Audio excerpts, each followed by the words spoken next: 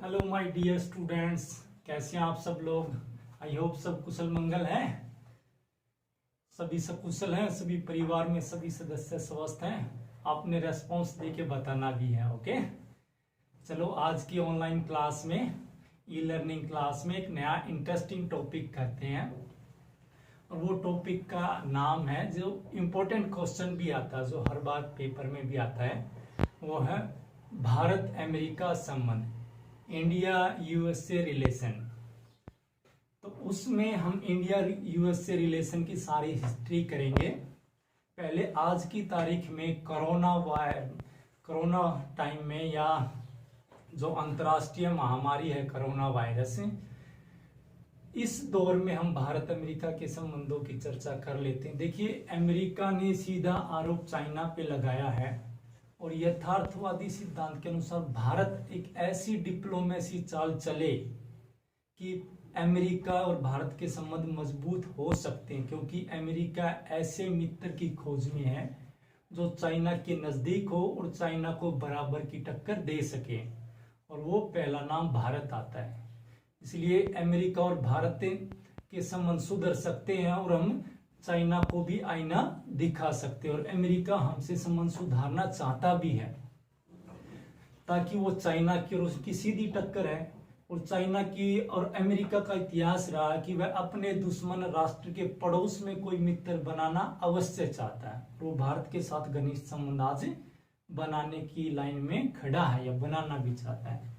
तो थोड़ी सी डिप्लोमेसी चाल अगर इंडिया चलता तो और भी अधिक फायदा हमें, जो सुपर पावर है अमेरिका, उससे उठा सकते हैं आज के दौर में, कोरोना वायरस वाले दौर में। क्योंकि सबसे ज्यादा मौतें अमेरिका में हुई हैं, जो आज की तारीख में 65,000 से ऊपर आंकड़ा जा चुका है। और सीधा इल्जाम अमेरिका ने चाइना पे लगाया है, और चाइना से लड़ने के लिए अमेरिका को भारत जैसे मित्र की आवश्यकता पड़ेगी। और वो हमारे सिलेबस में भी है, भारत अमेरिका संबंध। तो चलो हम शुरू से करते हैं, स्वतंत्रता के समय से ही भारत अमेरिका संबंधों को करते हैं। ठीक है, तो सबसे पहले हम बात करें शीत युद्ध के शुरुआती दौर में, या हम कहें भारत के स्वतंत्रता के समय से संबंध। देखिए, जैसे ही भारत स्वतंत्र हुआ, उससे पहले 1945 में दूसरे विश्व युद्ध के बाद कोल्ड वॉर शुरू हो गया था, शीत युद्ध शुरू हो गया था। और जैसे ही भारत स्वतंत्र हुआ, उस समय शीत युद्ध चल रहा था, 1945 से जो शुरू हो गया था। और पूरी दुनिया दो खेमों में बटी हुई थी, क्योंकि एक तरफ था पूंजीवादी राष्ट्र जिसका नेतृत्व खुद अमेरिका कर रहा था, और दूसरी तरफ था साम्यवादी राष्ट्र जिसका नेतृत्व सोवियत संघ रूस कर रहा था। ये दोनों विपरीत विचारधारा हैं। एक अलग वीडियो में मैंने बताया भी कि साम्यवाद क्या होता है और पूंजीवाद क्या होता है। ये दोनों विपरीत विचारधाराएं हैं। इन्हीं के कारण शीत युद्ध शुरू हुआ था और दोनों सुपर पावर थी। तो उस समय भारत अमेरिका के संबंध शीत युद्ध दौर में कुछ खास नहीं रहे, कुछ घनिष्ठ नहीं रहे, उल्टा विपरीत रहा करते थे। उल्टा तकरार के कटु संबंध रहा करते थे। क्यों? क्योंकि देखो, 1947 में भारत स्वतंत्र होते ही, जब पूरी दुनिया दो खेमों में बटी हुई थी, पूंजीवाद और साम्यवाद, भारत ने किसी गुट में सदस्यता नहीं ली थी। भारत किसी गुट में सदस्य नहीं बना। देखो, हमने पहले ही स्पष्ट कर दिया था जवाहरलाल नेहरू ने कि हम गुट निरपेक्ष रहेंगे, गुट निरपेक्ष राष्ट्र रहेंगे, किसी भी गुट में शामिल नहीं होंगे। और उस समय नाटो, सीटो, सेंटो, और ये तो थी अमेरिका के सैनिक संगठन, और दूसरी तरफ थे वार्सा पैक्ट, साम्यवादी रूस का, सोवियत संघ रूस का संगठन था। और भारत अमेरिका की इस दौर में बात करें तो ये भारत अमेरिका से किस प्रकार जुड़े हुए हैं, तो 1955 में जो सेंटो सैनिक संगठन बनाया था अमेरिका ने, CENTO, central east nation treaty organisation, उसका सैनिक संगठन का सदस्य पाकिस्तान बन गया था, जो हमारा दुश्मन राष्ट्र है। और उस संगठन की एक ही लाइन थी कि हम सब के लिए, सब एक के लिए, जो नाटो की है, कि सेंटो के जो सदस्य होंगे उस पर कोई आक्रमण करेगा तो वह अमेरिका उसकी मदद करेगा। और पाकिस्तान अमेरिका का मित्र था सेंटो के कारण। तो इसलिए 1955 में जो सदस्य बन जाने के बाद जितने भी भारत पर पाकिस्तान के साथ 1999 तक कारगिल युद्ध तक भी जो आक्रमण हुए उनका सबका समर्थन अमेरिका ने पाकिस्तान की तरफ किया था। जो पहली हम अगर बाद में देखें तो 1955 में वो पाकिस्तान उसका सदस्य बन गया था, जिससे भारत और अमेरिका के संबंध थोड़ी सी कटुता आ गई थी, क्योंकि अमेरिका पाकिस्तान की मदद करता था, तो कटु संबंध रहे उस टाइम में। फिर हम बात करें 1962 में चीन के साथ भारत का युद्ध हुआ, उसमें अमेरिका की भारत के प्रति प्रतिक्रिया, सेकंड हेडिंग। 1962 में चीन ने आक्रमण किया और रूस ने हमारी मदद नहीं की, क्योंकि चीन क्या था, साम्यवादी राष्ट्र था, और रूस, सोवियत संघ रूस भी साम्यवादी राष्ट्र था। तो उस टाइम हमें एक सुपर पावर की आवश्यकता थी मदद के लिए, और उस समय एक सांकेतिक मदद या थोड़ी सी, बहुत अधिक तो नहीं की थी, लेकिन हाँ रूस को, चीन को थोड़ा सा संकेत देने के लिए सुपर पावर अमेरिका हमारे नजदीक आया था, हमने उसकी मदद ली थी, क्योंकि चीन और सोवियत संघ रूस एक ही खेमे के थे, वार्सा पैक्ट के। इसलिए सोवियत संघ रूस जो हमारा पुराना मित्र रहता था हमेशा, उसने चीन की आलोचना नहीं की। उस समय हमें अमेरिका की बहुत बड़ी आवश्यकता थी, और उस समय हमारे संबंध सुधरे थे 1962 के युद्ध में। फिर आते हैं अगली हेडिंग पर, 1965 में भारत पाकिस्तान द्वारा भारत पे आक्रमण। 1965 का जो भारत पाकिस्तान युद्ध हुआ था, उस समय भारत की उस समय अमेरिका की प्रतिक्रिया भारत के प्रति। तो 1965 के युद्ध में, जैसा कि मैंने अभी बताया कि पाकिस्तान सेंटो का सदस्य था, और सेंटो अमेरिका का सैनिक संगठन था, तो इस कारण भरपूर मात्रा में अमेरिका ने पाकिस्तान को सहायता की भारत के विरुद्ध।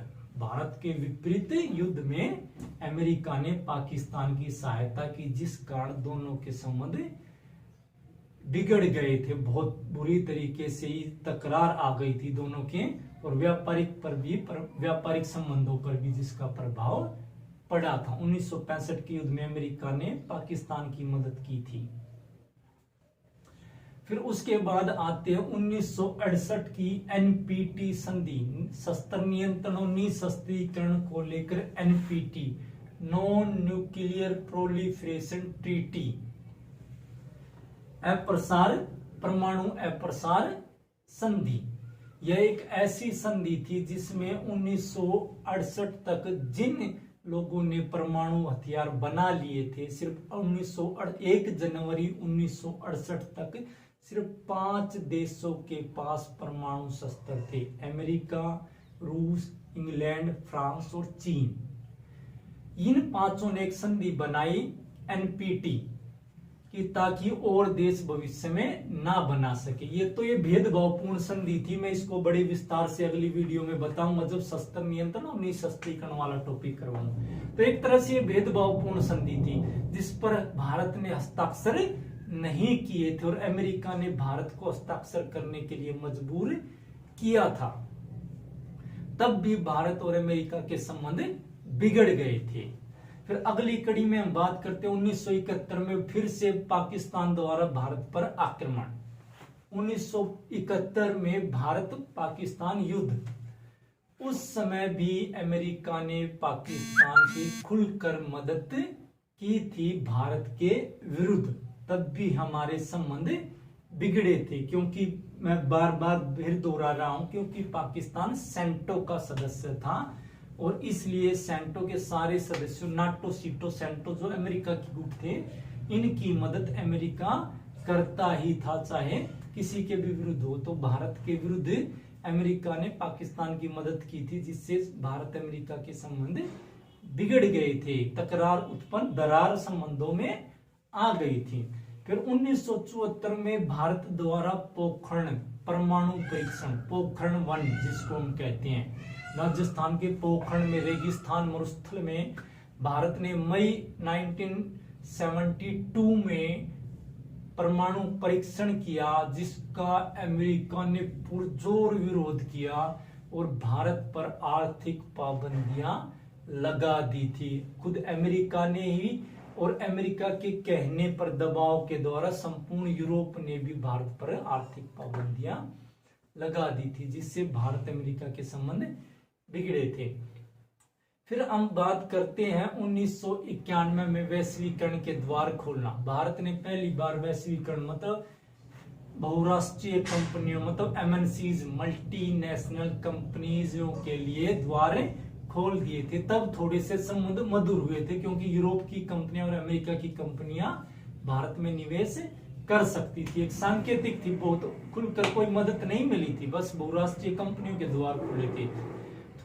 तो उस समय फिर आते हम दिसंबर 1991 में जब शीत युद्ध समाप्त हो गया, सिर्फ एक ही महाशक्ति बच गई और वो थी संयुक्त राज्य अमेरिका। क्योंकि 25 दिसंबर 1991 में शीत युद्ध समाप्त हो गया था। सोवियत संघ रूस के 15 टुकड़े हो गए थे और साम्यवाद वहां से खत्म हो गया था। तो अब एक ही महाशक्ति थी जिसका और वो थी अमेरिका। अब भारत और अमेरिका, भारत को भी थोड़ा सा नरम रुख अपनाना पड़ा क्योंकि उससे पहले भारत के बचाव में सोवियत संघ रूस आ जाया करता था, लेकिन जो अब एक संगठित राष्ट्र नहीं रहा, उसकी जगह सिर्फ रूस ने ले ली, उसका उत्तराधिकारी सिर्फ रूस बन गया था। तो अब भारत ने अमेरिका के प्रति थोड़ा सा नरम रुख भी अपनाया क्योंकि भारत का अमेरिका का वर्चस्व हेगमनी था ही, तो दिखती भी थी और उसका प्रभाव भारत पे भी कुछ हद तक पड़ता था। फिर उसके बाद हम आते हैं 1998 में भारत द्वारा पोखरण 2 मतलब भारत द्वारा दूसरी बार परमाणु परीक्षण 1998 में जब अटल बिहारी वाजपेयी हमारे प्रधानमंत्री थे, तब उन्होंने पोखरण में ही दोबारा परमाणु परीक्षण करवाया और पूरी दुनिया को चौंका दिया कि भारत एक सुपर पावर शक्ति है। तो तब भी उस समय तो अमेरिका ने खुलकर भारत के विरुद्ध इतनी बड़ी प्रतिक्रिया दी, इतना बड़ा विरोध दर्ज करवाया कि भारत का व्यापार ठप कर दिया था। भारत के सारे विदेशी व्यापार के जो आयात निर्यात था वो बंद करवा दिया था और ब्याज दरें जो वर्ल्ड बैंक से हमने जो ब्याज लिया था, आईएमएफ से जो कर्ज लिया था और वर्ल्ड बैंक से जो कर्ज लिया था उसकी भी ब्याज दरें बढ़ा दी थी और सब ने हमसे आर्थिक संबंध तोड़ लिए थे। और जो बिजली बनाने के लिए भी यूरेनियम लेना होता था, ऊर्जा बनाने के लिए भी, वो भी सारे देशों ने बंद कर दिया था। यहां तक कि ऑस्ट्रेलिया ने भी हमें यूरेनियम देना बंद कर दिया था, तब भी संबंध बिगड़ गए थे।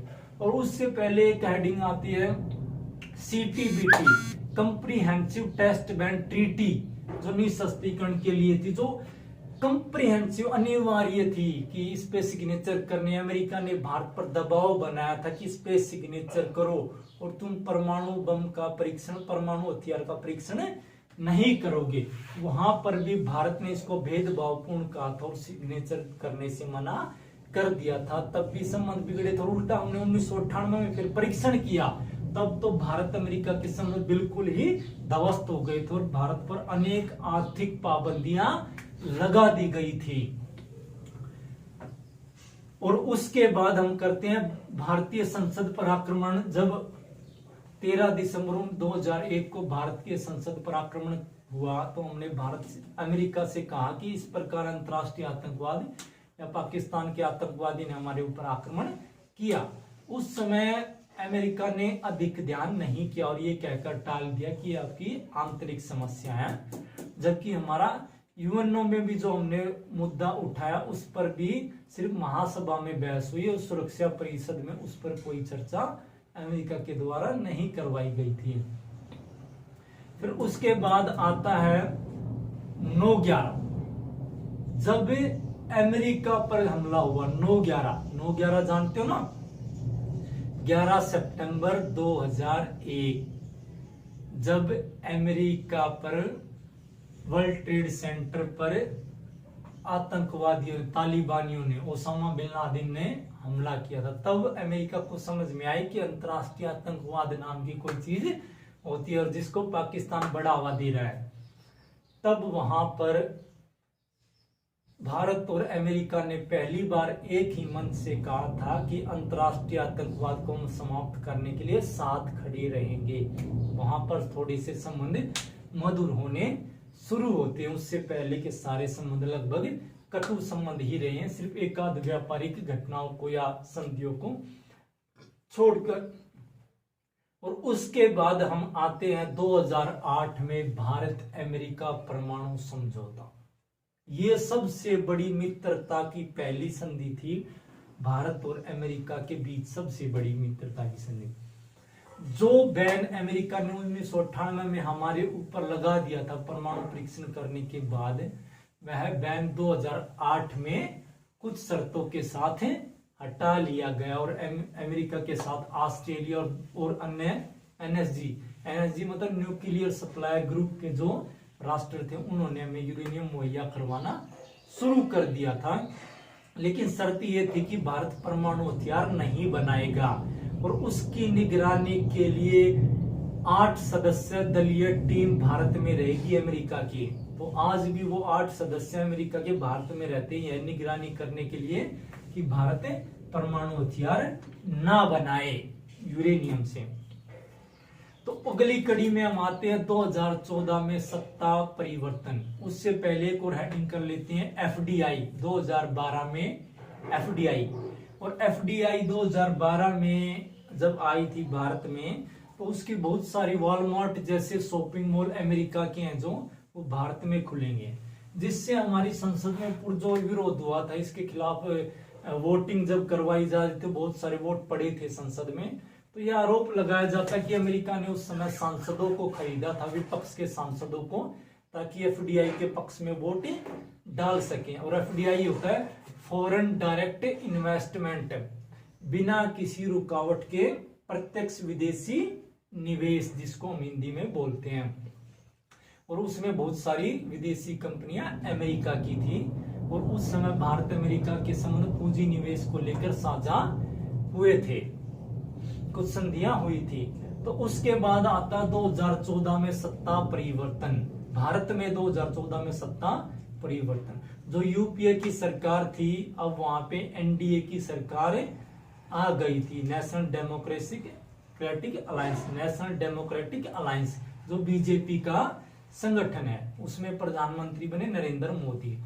तो तब वहां पर पहली बार 2015 में फिर भारत के प्रधानमंत्री ने अमेरिका की यात्रा की और वहां पर भारतीयों को ग्रीन वीजा जैसी समस्याओं को, जो बहुत बड़ा आयोजन किया गया था नरेंद्र मोदी के स्वागत में वहां पर अमेरिका में, और उसके लिए भारतीयों को कई सारे वीजा से संबंधित जो समस्याएं थी, जो बाधाएं थी, उनको हल किया गया था और अनेक व्यापारिक संबंध जोड़े गए थे। जो पाकिस्तान के मुंह पर एक तमाचा था कि जो सेंटो के संधि के तहत अमेरिका पाकिस्तान के साथ खड़ा होता था, धीरे धीरे वो अमेरिका के पक्ष में समर्थन करने लगा था।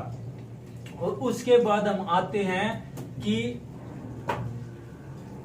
भारत द्वारा 2016 में सर्जिकल स्ट्राइक, तब भी अमेरिका ने भारत का ही समर्थन किया था। जब हमने 29 अगस्त को जो कि सर्जिकल स्ट्राइक की थी पाकिस्तान में, तब भी अमेरिका ने भारत का समर्थन किया था। और उसके बाद आते हैं हमने फरवरी में जो आक्रमण किया गया था पाकिस्तान ने भारत में जो फौजियों के कैंप थे उन पर, जिसको अमेरिका में अमेरिका द्वारा समर्थन भारत को मिला जब पाकिस्तान ने उड़ी सेक्टर में हमला किया था। तब हमने सर्जिकल स्ट्राइक की, एयर सर्जिकल स्ट्राइक, और उसमें फिर हमें समर्थन मिला था अमेरिका का आतंकवादियों के विरुद्ध। और दूसरी सबसे बड़ी बात है, हाफिज सईद जो पाकिस्तान में रहता और भारत का मोस्ट वांटेड है, जिन्होंने 2008 में 26/11 का जो आक्रमण हुआ था उसका जो साजिशकर्ता माना जाता, उसको अंतर्राष्ट्रीय आतंकवाद घोषित करवाया यूएनओ में अमेरिका के द्वारा। जो 26/11 की घटना भारत में हुई थी, जो ताज होटल पर 26/11 मतलब 26 नवंबर 2008 को ताज होटल पर जो पाकिस्तान से आए हुए आतंकवादियों ने जिसमें कसाब को हमने जिंदा पकड़ा था, वो वाली घटना, उसमें भी अमेरिका ने भारत का ही समर्थन किया था, ना कि पाकिस्तान का। और दूसरा अगला हम करते हैं हाउडी मोदी, जो 2019 में अमेरिका में प्रोग्राम हुआ, तब जब भारत के प्रधानमंत्री नरेंद्र मोदी अपने दूसरे कार्यकाल के दौरान अमेरिका में गए थे, जिसको हाउडी मोदी कहा गया था। उसमें भी बहुत सारे संबंध हुए और उसकी एक बहुत अच्छी बात ये देखने को मिली कि उस तब की यात्रा के बाद अमेरिका ने पाकिस्तान को जो आर्थिक सहायता मुहैया करवाई जाती थी आतंकवाद रोकने के लिए, जिसको हम FATF financial action task force, उसके तहत फंड दिया जाता था अमेरिका द्वारा पाकिस्तान को आतंकवाद समाप्त करने के लिए, वो ब्लैक लिस्ट में डालने की कोशिश की गई थी पाकिस्तान को, क्योंकि वो उस पैसे से आतंकवाद नहीं रोक रहा था। पहली बार भारत के कहने पर अमेरिका ने खुलकर कहा था कि पाकिस्तान आतंकवाद का गढ़ है। अमेरिका ने भारत के कहने पर, तब भी मधुर संबंध बने थे। और उसके बाद हम कहते हैं 2020 में नमस्ते ट्रंप आयोजन, जो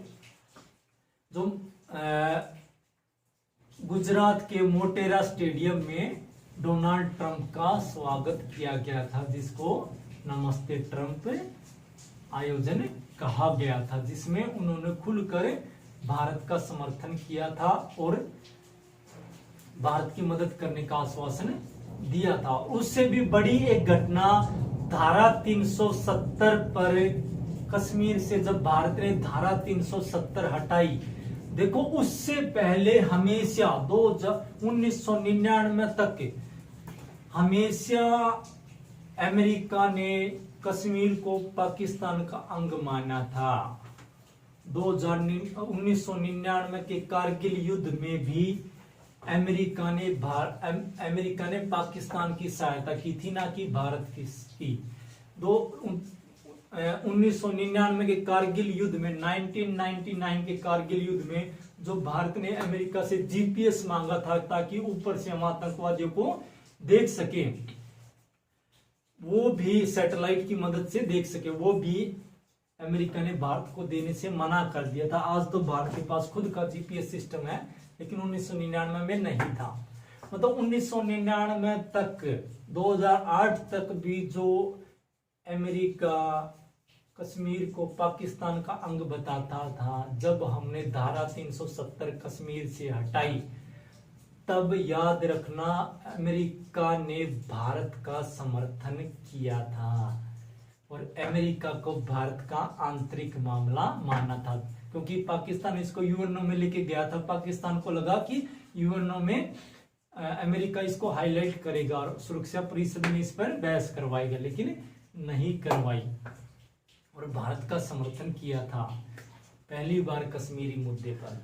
और अब आज की तारीख में हम बात करें तो हाइड्रोक्सीक्लोरोक्विन की जो गोलियां हैं जो मलेरिया में काम आती हैं, वो एक रिसर्च बताती है कि कोरोना वायरस जैसी महामारी से लड़ने में भी सहायक होती है।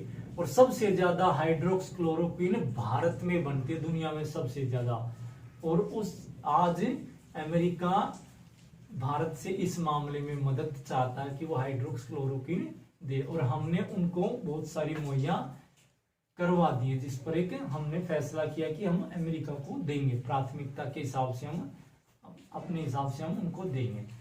तो आज की जो कोरोना वायरस की तत्कालिक घटना है, उसमें भारत अमेरिका से भरपूर फायदा उठा सकता है, क्योंकि आज अमेरिका और चीन के बीच युद्ध जैसी स्थिति उत्पन्न हो गई है, क्योंकि मैंने शुरू में ही बताया था सबसे ज्यादा मौतें अमेरिका में हुई है कोरोना वायरस से, कोरोना महामारी से।